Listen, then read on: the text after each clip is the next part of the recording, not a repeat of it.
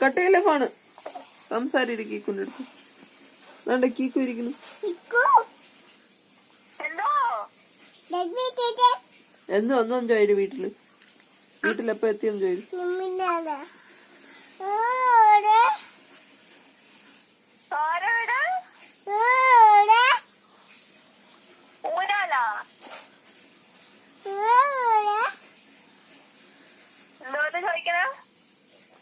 മുടി എവിടെയെന്ന്